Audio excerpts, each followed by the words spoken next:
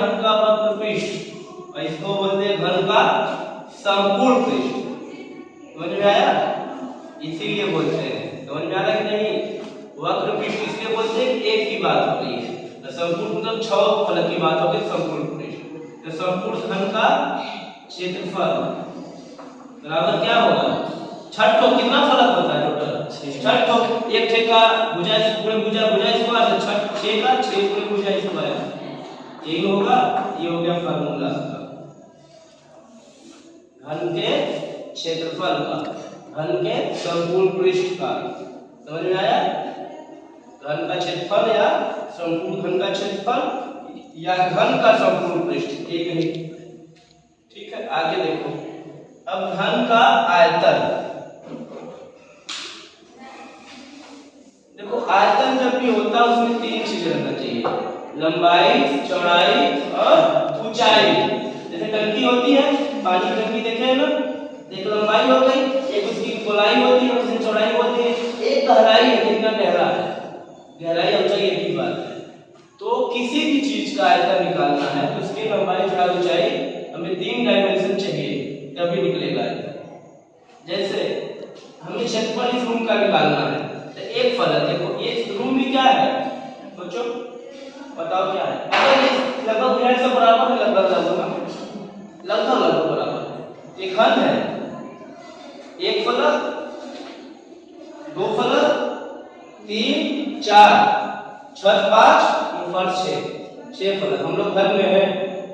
तो अगर इसका क्षेत्रफल निकालना है तो इसकी भुजा गुणा कर देंगे। अगर इसी का आयतन निकालना तो क्या करेंगे? ये लंबाई, ये चौड़ाई, गुणे ऊंचाई, गुणा कर देंगे। इसमें कितना हवा आएगा, इसमें कितना सामान आएगा, ये मालूम है। आयतन मतलब ये होता है, क्षेत्रफल तल या समतल का होता है, पृष्ठ का होता है, लेकिन आयतन मतलब उसके अंदर कितना कंटेन कर पाएगा, वो धारिता इसमें बोलते हैं उसको, कितना धारण कर पाएगा, उसकी क्षमता कितनी लोगों को भरने की है। एक के ऊपर एक के ऊपर एक के ऊपर एक के ऊपर हम भरते जाएंगे, इसमें कितने लोग आएंगे? आपका क्षेत्रफल कितना है? हमारा क्षेत्रफल होगा, आपका जो होगा, लंबाई चौड़ाई हमारे में भी है, हमारे ऐसे कितने लोग चूसे जा सकते हैं इसमें? ऐसे सवाल भी आते हैं। एक के ऊपर काय है, दूसरा तरफ भर में आदमी होगी, तो आयतन से ही निकलता है क्वेश्चन हो। समझ में आया? तो घन का आयतन, घन का आयतन, घन का आयतन और क्या होगा? लंबाई में चौड़ाई में ऊंचाई। तो चूंकि लंबाई भी है, चौड़ाई भी है और ऊंचाई भी है, लंबाई भी है, सब बराबर है, तो भुजा गुणे भुजा 3 बार एक होगा। लंबाई भी भुजा है, चौड़ाई भी भुजा ही है और ऊंचाई भी भुजा ही है, या ए मान लो। तो भुजा 3 भुजा हो गया, तो भुजा गुणे भुजा 3। ये क्या होगा? आयतन का फार्मूला किसके? घन के। समझ गए? जैसे ये चीज देखो, लंबाई, ये चौड़ाई, ये ऊंचाई, समझ गए? ऐसे होगा। ये वाला कर लो, ये बताते हैं। घन आपको क्या बोलते हैं जी अंग्रेजी में? क्यूबॉक्स। क्या? नहीं, क्यूब तो भाई उसको स्क्वायर क्यूब बोलते हैं, इसको रेक्टेंगल क्यूब बोलते हैं। क्यूबॉइड होता है। हाँ, क्यूबॉइड वही बतिया है। ठीक है, स्पेलिंग बोलो। बी, ठीक। अब देखो आयत, ये जो है ना, ये घनाभ है, अभी बताऊंगा। आयत अब कौन बताएगा? बताओ जी कीर्ति। आयत की क्या खासियत है, क्या पहचान है? आयत की पहचान क्या है, बोलो। इसकी मतलब जो लंबाई दोनों तरफ की होती है, हाँ, वो बराबर होती है। मतलब आमने सामने की भुजा बराबर होगी। लंबाई अगर लंबाई 5 है तो ये भी 5, इधर वाला भी, चौड़ाई 4 है तो ये भी 4, ये भी 4। ठीक है। और प्रत्येक कोण जो होता है, प्रत्येक भुजा के बीच में, प्रत्येक 2 भुजाओं के बीच संलग्न कोण कितना होगा? 90 अंश होगा। ठीक, ये बता दिए हम। और ये जो होगी आकृति होगी, बंद आकृति, कहीं खुला नहीं रहेगा। ठीक है, अब हमको, लेकिन हम तो आयत नहीं पढ़ना, हमको पढ़ना है घनाभ। तो आयत का बड़का बाहु है घनाभ, समझ लो ऐसा। जैसे वर्ग का अम्मा थी घन, तो आयत के बड़का बाहु है घनाभ, मतलब ये एक आयत है तो आयत है। जैसे ही छठ होगा मिल लिए तो खानदान हो गया, क्या हो जाएगा? आप अकेले हैं तो आपका अकेले का वजूद है, ये सालू है, प्रकृति है, नहीं तो वो मनोचवा है। और वह छठ थोड़ा मिल गया इधर लोग तो इतना जिला हो गया, खानदान हो गया, आपका क्या हो गया? परिवार का मतलब क्या है? फुआ हो, मौसी हो, मौसा हो, चाची हो, चाचा हो, परिवार हो गया। अकेले है तो परिवार थोड़ी है, ये अकेला है। या शादी हो गया, छठ लोग हो गए, छठ मिलाइए, रुक जाइए।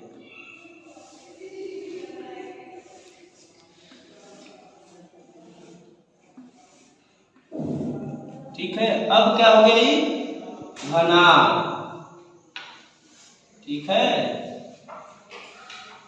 मतलब सब लोग घन से घनाभ और वर्ग से घनाभ और आयत से वर्ग से घन और आयत से घनाभ बनेंगे सब लोग अपने जीवन में। घबराइए मत।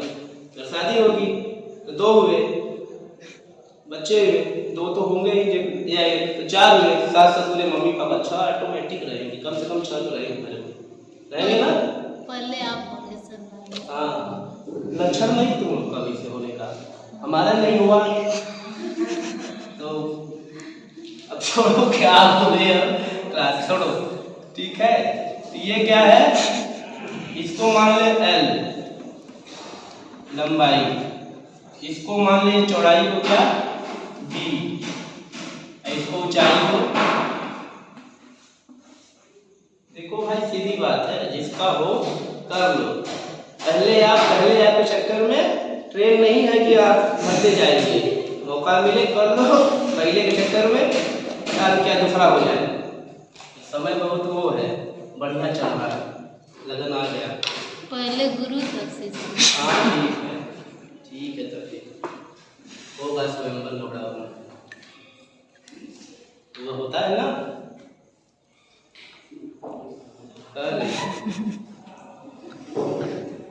तो अब देखो, अगर हमें अब ये बताओ कितने फलक, ये देख लो, ये क्या है? घनाभ। काय फलक है? फलक मतलब पृष्ठ 1, आई वाला 2, आई वाला 3, आई 4, 5, आई डस्टरवा वाला 5, कपारे वाला 6। तो घन में भी 6 फलक या 6 पृष्ठ और घनाभ में भी। तो कुल फलकों की संख्या बराबर या कुल फलक बराबर कितना? 6 को। 1, पीछे 2, नीचे 3, ऊपर 4, सामने 5, पीछे 6। समझ में आ रहा है? जैसे इसी घर में देखो, अभी देखो दीवार है, यहाँ से लेके यहाँ तक 1 फलक, ये पूरा, ये क्या है? 1 फलक, ये 2 फलक, पीछे वाला 3, इधर 4, छत 5, आप जिस पे बैग रखे टेबल रखा ये 6 फलक। ठीक है, इसमें भी 6 फलक। तो 1 फलक देखो, किसको पकड़ लो, 1 फलक जो अभी था L और B है, यही है घनाभ के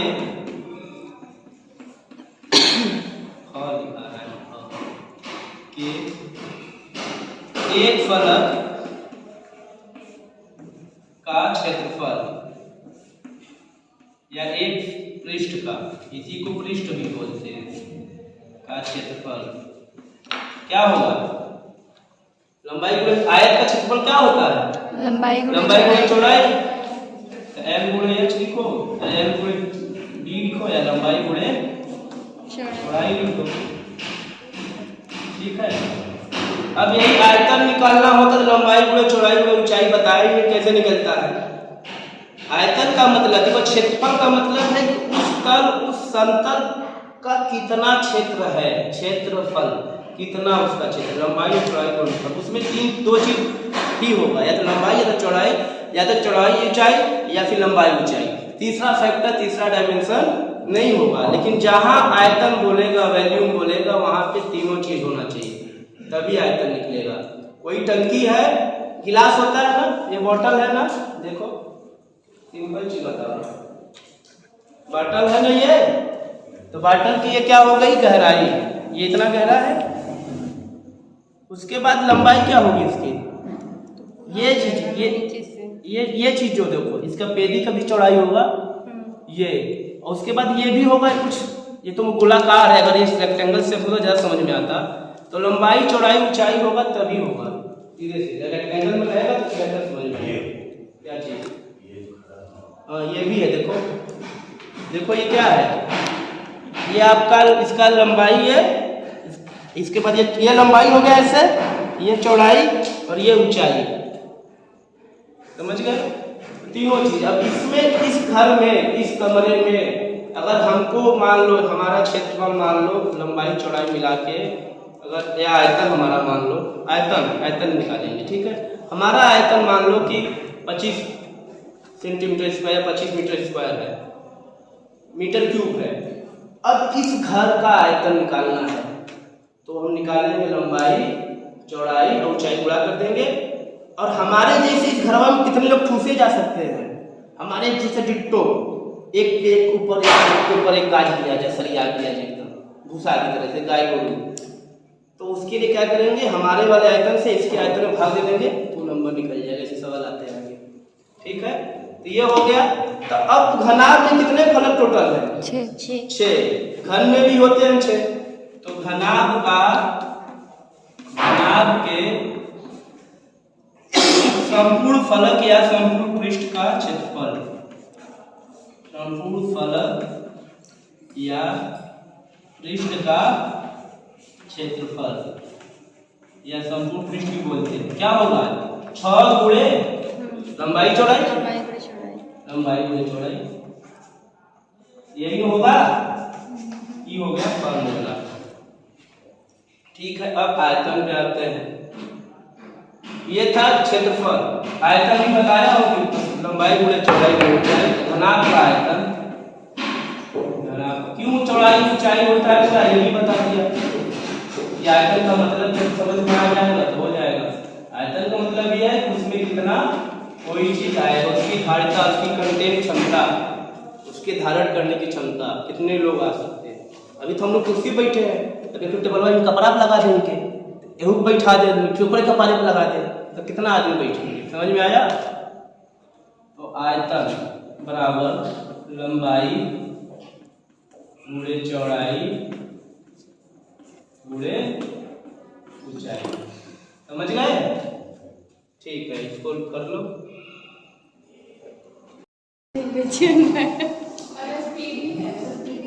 अरे 2 मिनट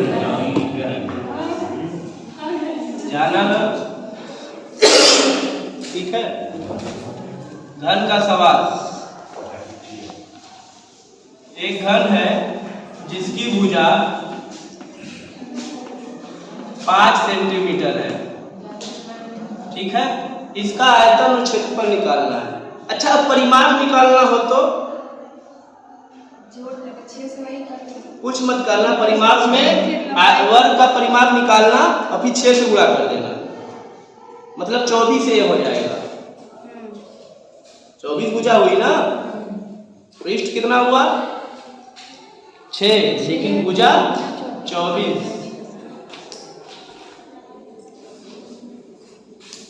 ठीक है। तो घन कभी उस पे आते हैं, उतना नहीं पूछेगा।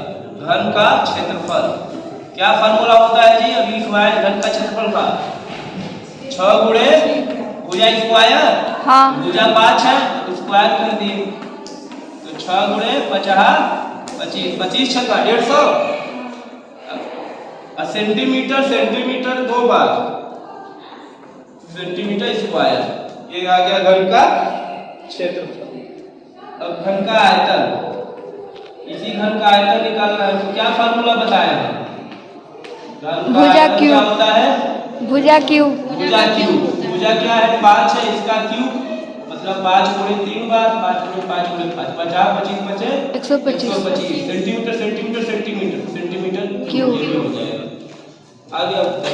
ऐसे सवाल आएगा। अब किसी में क्या करे कि ये दे दे, अब पूछ दे भुजा, ये दे दे पूछ दे भुजा, या भुजा दे दे ये दोनों में से कोई पूछ दे, तो ये दे के ये भुजा पूछ सकता है या ये दे के ये पूछ सकता है, यही पूछेगा।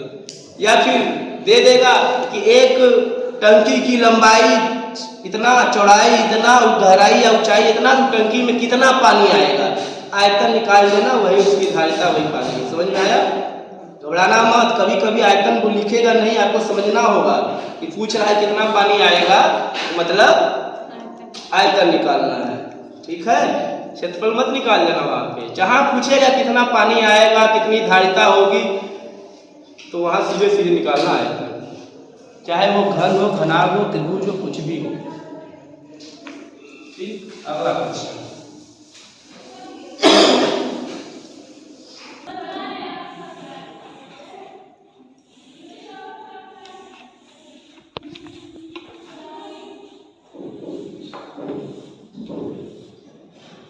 अगर एग्जाम में आ जाए कि डस्टर क्या है, घन है कि घनाभ, तो घनाभ।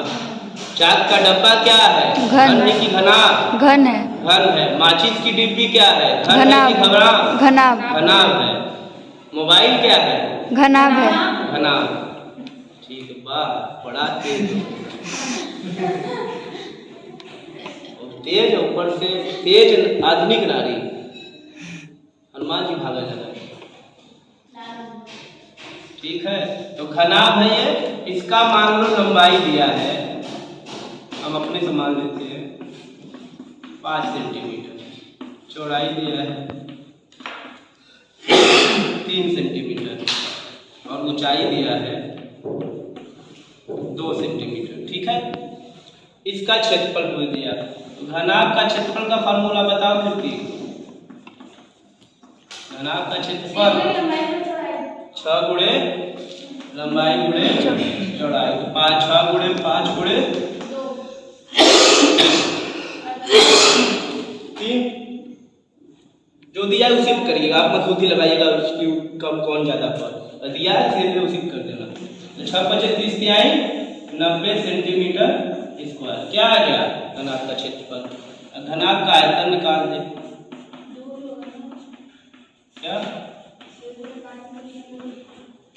नहीं, जब आपको दिया हुआ है चौड़ाई, लंबाई, चौड़ाई, ऊंचाई खुद से, अगर वो नहीं दिया कि आपको डिफाइन करना है कौन क्या है, तब नहीं तो क्या करना है। क्वेश्चन में तो दिया है ना। हाँ, दिया है तो 3 दिया है, ये चौड़ाई और ऊंचाई, ये लंबाई 5, तो वही रखेंगे। ऊंचाई भी तो नीचे आपका दिया है, तो हाँ, तो कोई दिक्कत नहीं रखेंगे। नहीं, बिल्कुल नहीं। ये जब आयतन पूछेगा तब, अभी बस इतने की बात ही होगी। ठीक है, वो अभी नहीं। घनाभ का आयतन, आयतन क्या होता है, लंबाई गुणे चौड़ाई गुणे ऊंचाई, 5 गुणे 3 गुणे 2, 15 गुना के 30 सेंटीमीटर क्यूब। ये आ गया। और ये दे के ये पूछ ले, या फिर ये दोनों दे के 2 दे दे, कोई ये पूछ ले, ऐसे जैसे कि समीकरण वाले सवाल आते हैं। ठीक है, तो सवाल लगा लीजिएगा, इसी तरह लगेगा।